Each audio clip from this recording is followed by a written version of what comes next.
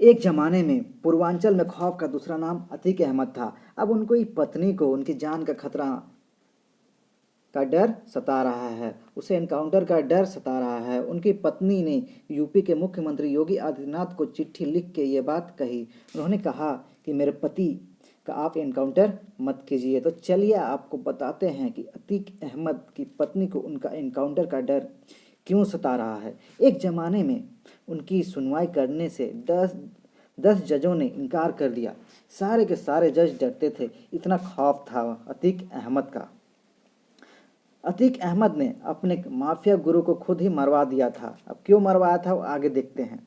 इसके सामने कोई चुनाव लड़ने के लिए भी खड़ा नहीं होता था। टिकट मिलने के बाद मौत के डर से वापस कर देते थे।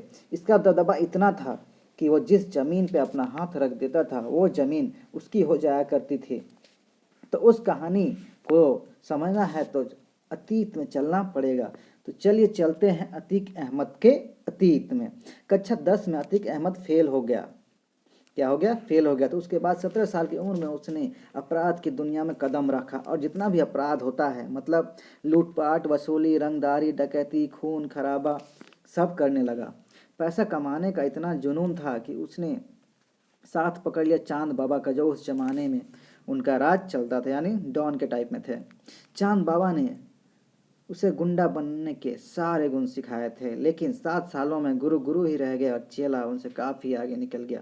अपराध की दुनिया में अतीक अहमद एक बड़ा नाम हो गया और 1985 में चुनाव लड़ने का फैसला किया। मतलब दोनों, चांद बाबा और अतीक अहमद ने, तो दोनों के बीच मुकाबला हुआ और इसमें अतीक अहमद जीत गया। इसके बाद सबको गैंग वॉर का डर सताने लगा, तो इसमें गैंग वॉर हुआ और अतीक अहमद ने अपने गुरु चांद बाबा को बीच रास्ते में ही मरवा दिया। इसके बाद अतीक अहमद और भी खतरनाक हो गया।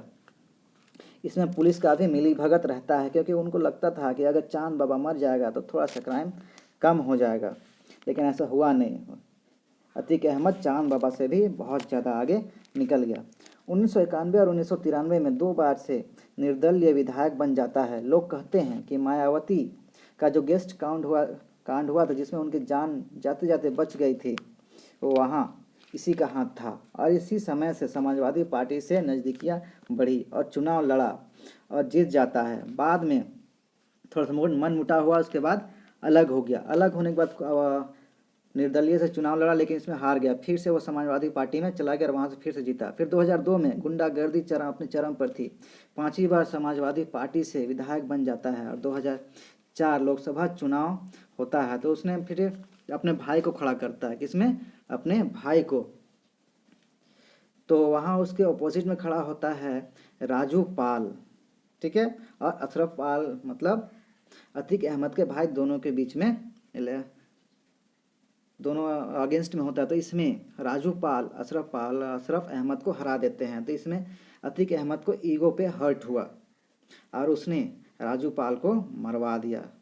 ठीक इलेक्शन जीतने के 5 दिन के बाद उनको क्या कर दिया? मरवा दिया। इसी में गवाही में थे उमेश पाल, जो कि अभी कुछ दिन पहले मारा गया है इनका। इसीलिए इनकी पत्नी को डर सता रहा है कि कहीं यूपी में योगी आदित्यनाथ सरकार इनकाउंटर ना कर दे। और सभी बीजेपी वाले कर रहे हैं। अब तो गाड़ी पलटने वाली है, अब तो गाड़ी पलटने वाली है और बाकी सब इसके अगेंस्ट में है।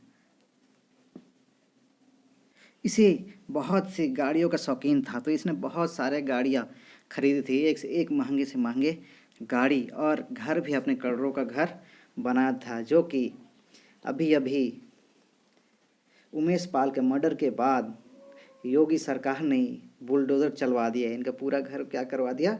बुलडोज़र चलवा दिया, पूरा ध्वस्त करवा दिया। मतलब जितने भी गैंगस्टर हैं, सबके घर को क्या करवा रहा है?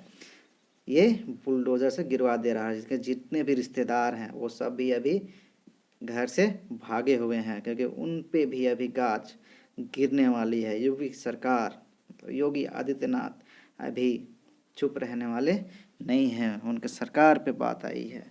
इसलिए योगी सरकार अभी दे दनादन के घरों पे रेड मरवा रही। इसलिए उनकी पत्नी को डर सता रहा है कि कहीं अतीक अहमद का इनकाउंटर तो नहीं होने वाला है, जैसे कि पहले हो चुका है यूपी में।